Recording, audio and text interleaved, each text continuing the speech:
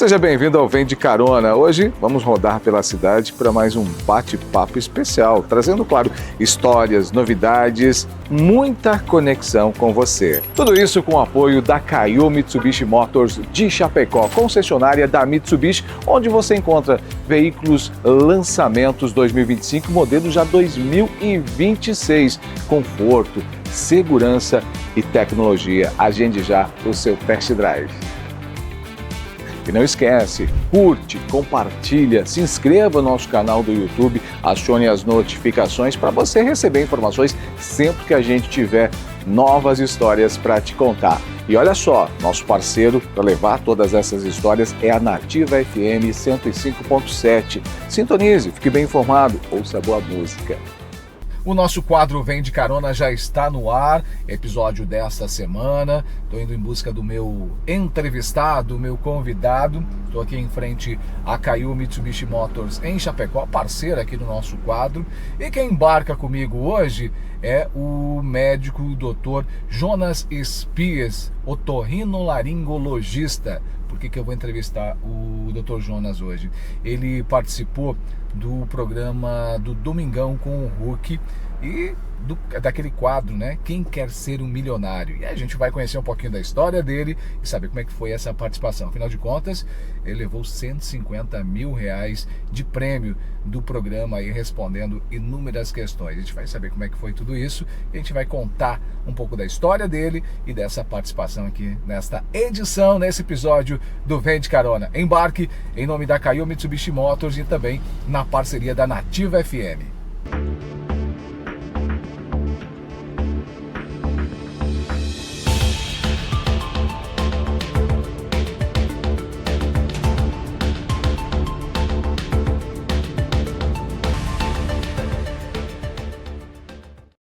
O meu convidado já está aqui comigo, Dr. Jonas. Que prazer recebê-lo. Prazer é meu.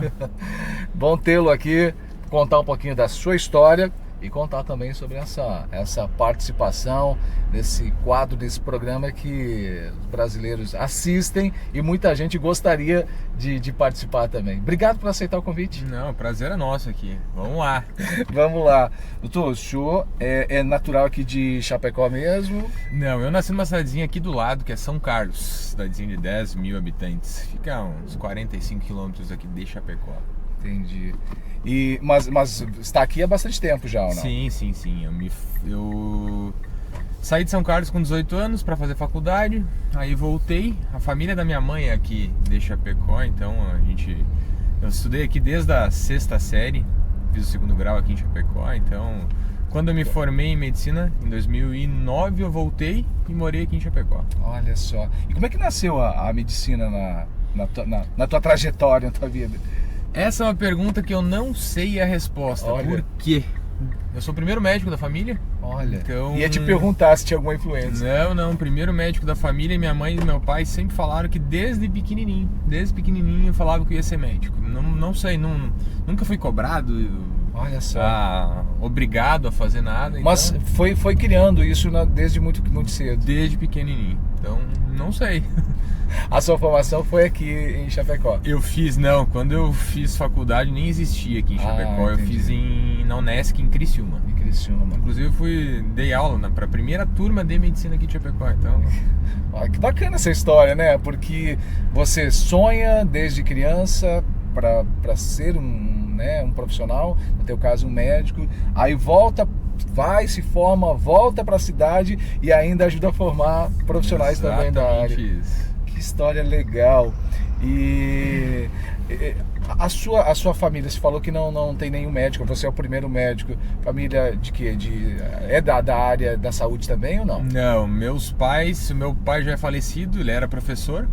E a minha mãe também é da área da educação. Então minha mãe é professora de português, sempre trabalhou como orientadora educacional. Então... Filho de professores. Que bacana. Agora, como é que foi essa história de participar do Domingão com o Hulk?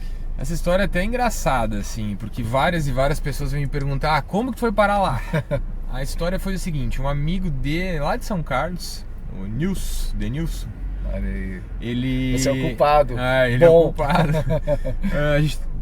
estudou comigo a vida inteira, na época do colégio, segundo grau. E a gente perdeu contato. Uns 10, 15 anos, eu não sei precisar o certo. A gente fez um churrasco para reunir os amigos da época antiga, do colégio, das antigas. E ele falou, cara, eu assisto o programa lá e tu é o único cara que eu sei que eu falo pra minha esposa que vai ganhar 1 milhão. Que vai lá, que tu tem que ir. Eu falei, Nilson, para, não vai. Aí a gente fez um churrasco logo depois, um tempo depois, uns 6 meses, 3, 4 meses depois. Aí ele, de novo, Jonas, já se inscreveu? Se inscreve lá, cara, tu é o cara que vai ganhar.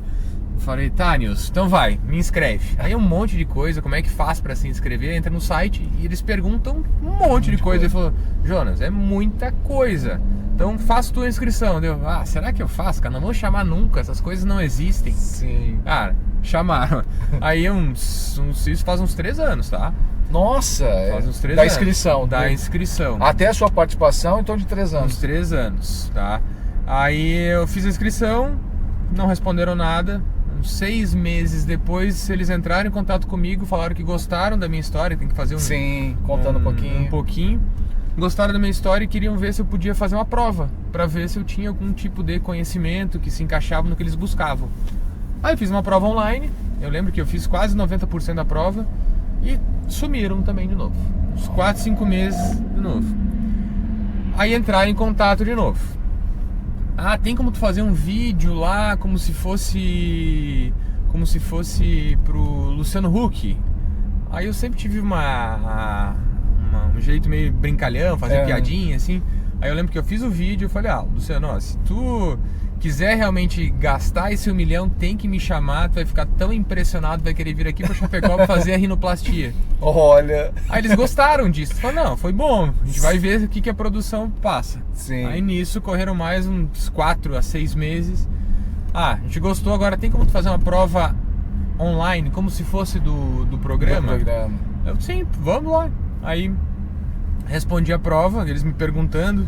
Eu lembro de algumas questões assim, qual o maior órgão do corpo humano? Eu respondi pele, que é da minha área, né, de atuação. Sim. E assim como tiveram outras perguntas que eu simplesmente não tinha noção nenhuma.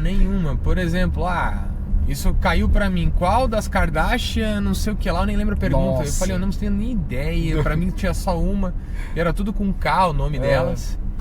Aí outra, agora valendo 1 milhão, qual das escolas de samba? Eu falei, já ganhou em 1982 com o samba enredo Pum para com bum, tiro com bum, alguma coisa assim. Eu falei, olha, não sei, não tenho nem ideia, mas se fosse eu chutaria, porque eu vou pra ganhar. Sim. Se eu não tiver, se isso vai acontecer comigo, se eu não souber, eu vou chutar, porque são 25% de chance, são 4 alternativas. E aí nisso eles gostaram de novo. Aí sumiram. Mais um tempo sem dar resposta nenhuma. E voltaram mais uma vez, a gente gostou aqui, tu tá entre os pré-selecionados. Aí agora a gente quer uma entrevista com uma prova, assim, com 4 pessoas ao mesmo tempo perguntando, 3 ou 4. Testar a sua aí mais uma vez fui perguntado, assim, perguntas, por exemplo, onde é que é localizada. Eles perguntaram que áreas que eu tinha afinidade, quais eu não tinha nenhuma. Mais uma vez eu expliquei. Aí eu lembro das algumas perguntas que eles me fizeram, me fale curiosidade sobre biologia. Eu falei, não sei, né, curiosidade sobre biologia. Onde é que... Aí eles me perguntaram assim, onde é que se localiza o dragão de Komodo? Aí eu falei, na Indonésia. Ele, mas como é que tu sabe isso? Eu falei, porque eu gosto de viajar e tal, e eu ia pra Indonésia e estudei um pouco o país antes. Outras que me perguntaram... tipo, perguntas...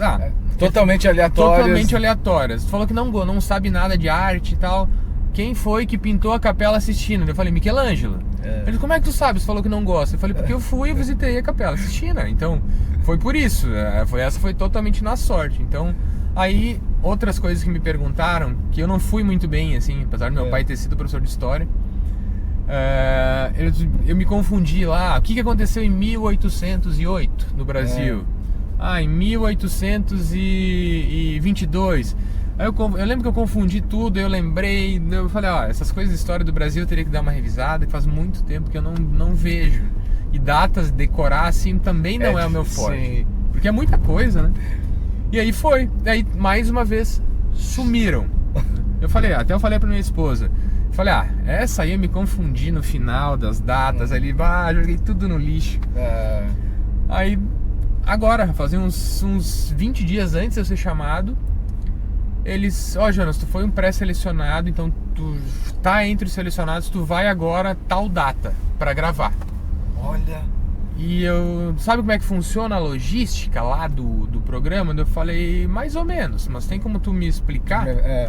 Então vão ser seis pessoas que vão, tá, lá pro palco, e quem responder a pergunta de forma correta mais rápido será o que vai participar do programa. Então, não tem garantia que tu vai participar dessa vez. Inclusive tem pessoas que já estão há bastante tempo indo pra lá. Tem pessoas que estavam há quase um ano indo, estudando 8 horas por dia, outros que estão há 4 meses, 6 meses. E aí eu fui lá, eu era o único que não havia ido ainda. Aí chegou no dia lá da gravação, a gente chegou às 9 da manhã no Projac. Eles pagaram tudo, assim, então foi tudo profissional. Nossa. Não, bom demais. Uma experiência bacana. Não, bom demais. Eles pagaram mandaram até o negócio do táxi, se eu quisesse ir de táxi até o aeroporto aqui. Então, super profissionais pra mim e pra minha mãe. E chegando lá, a gente testou isso aí do iPad. Era no iPad pra tu responder, colocar em ordem. Geralmente tem que colocar em ordem. E daí tava eu com os outros 5. Na primeira vez eu não fui mais rápido.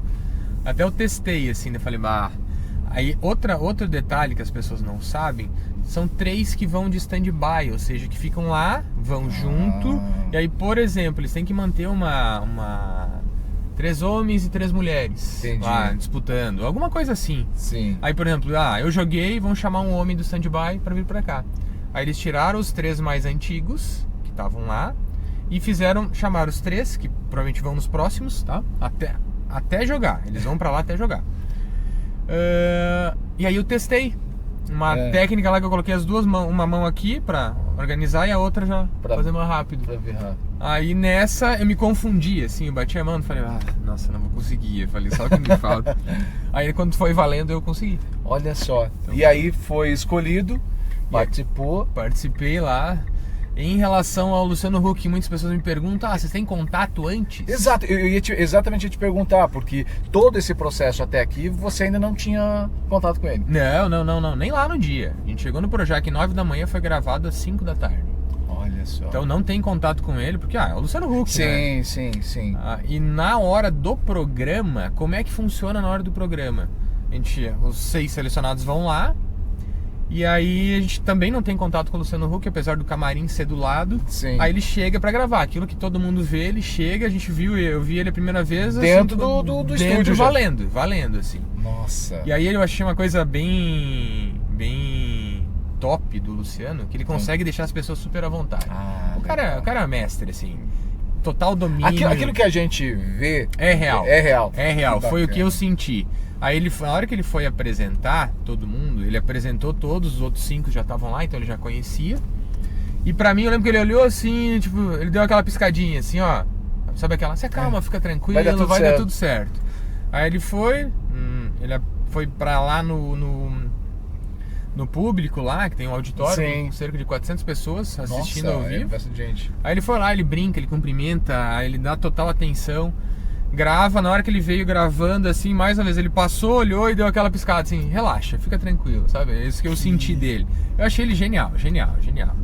Agora, o teu amigo que indicou, você, voltando um pouquinho, claro, era aquele cara, aquele aluno CDF, aquele cara dedicado que ia bem nas provas, foi isso talvez que fez o seu amigo dizer, não, esse é o cara que tem que ir para responder, ele sabe tudo.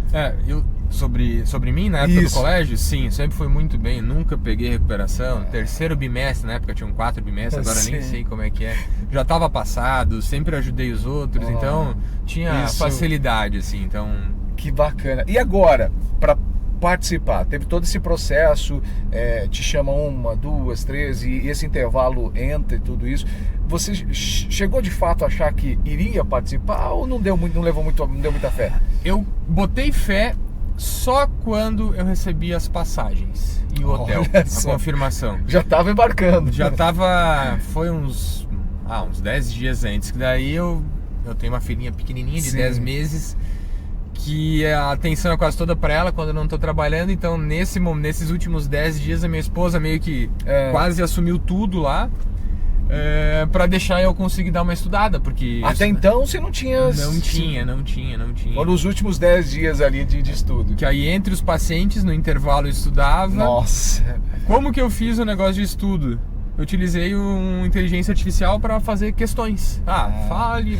Até porque você não tinha noção nenhuma do que pudesse te perguntar no dia. Exatamente isso. Eles todo mundo quer saber assim, mas eles dão um roteiro sobre o que vai cair. A resposta é não. Nossa. Zero.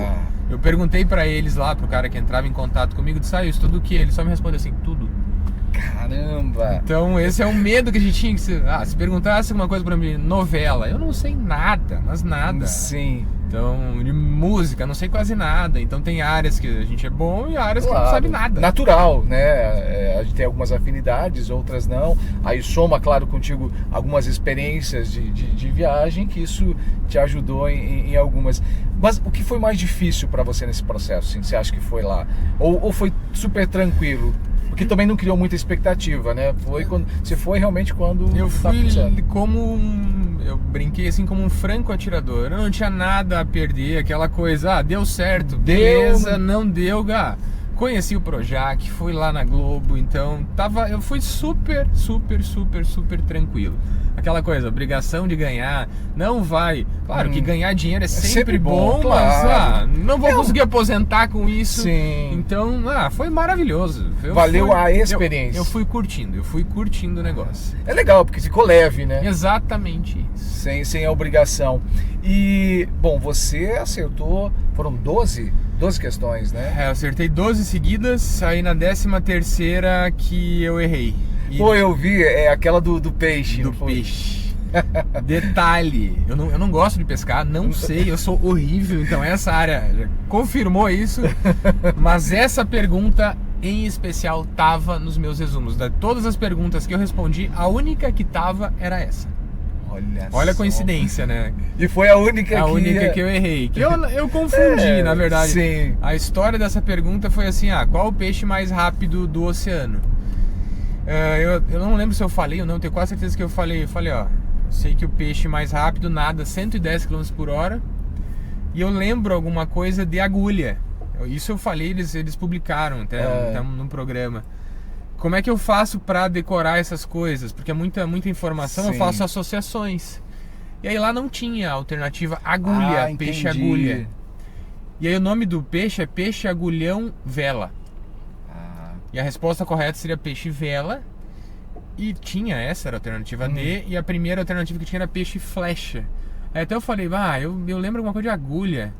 Eu posso estar confundindo flecha com agulha e tal, formato, não sei, eu devo estar me confundindo aqui, então por isso que eu joguei com tanta certeza no flecha. Eu assisti a hora que assisti o programa, claro, e eu vi a hora que o Luciano disse, até de peixe você entende, porque você foi com tanta convicção mesmo, que até ele achou que você tinha acertado de fato, né? Não, é exatamente isso, mas aí o produtor, um dos produtores, ele veio conversar comigo depois, a gente viu lá, depois que tu falou aquilo, que realmente tinha agulhão, se tivesse a alternativa agulha, tu teria acertado e tal. Eu falei, não, cara, eu já consegui mais do que eu queria, então eu tô super feliz, valeu a pena, conheci aqui, então, cara, eu só tenho a agradecer, eu tô em estado de graça em relação a isso, foi maravilhoso. Que bacana. Bom, teve todo esse processo. Eu sei que muita gente que assiste o programa gostaria de estar lá. O que você poderia deixar para quem tem vontade? Até porque, assim, a vontade de ganhar dinheiro, que todo mundo gosta e quer, mas também pela experiência, né? De conhecer, a gente imagina e sabe da estrutura que um programa desse envolve, né? O número de pessoas, a estrutura de equipamentos, impressiona, né? Impressiona demais, não. E assim, eles são extremamente profissionais. Para chegar lá, existe uma seleção gigantesca. Eu fiz essa pergunta para eles, como é que vocês escolhem? Eles falam antes, eles dão uma orientada antes, ó. Vocês estão aqui, não é para levar a sério ou ficar frustrado caso errem no começo. As perguntas realmente elas são mais difíceis, então não é. Vocês já passaram por um monte de seleção, são várias e várias e várias pessoas que são entrevistadas, que fazem prova. E claro, gente participando do Brasil inteiro. Do Brasil inteiro. Então assim, ó, que eu recomendo. Se acha, se quer arriscar, quer dar a cara aí, vale a pena. Eu me inscrevi pelo site deles mesmo, tá? Coloquei lá no Google e procurei quem quer ser milionário, apareceu um site, fiz a inscrição e assim como a imensa maioria, eu também não acreditava que seria chamado. Eu fui naquela, beleza, num churrasco, meu amigo me incentivou, me cobrou, bora, enquanto tava lá, quente ainda a ideia. Vamos lá, se der certo deu, se não deu, paciência. Tá tudo bem. E dá. Então, eles estão atrás, eles buscam. Tem pessoas lá que são... Eu conversei com os outros participantes, a gente conheceu. Os caras são... Nossa, tem doutorado, tem pessoas com a vida difícil, de superação, então...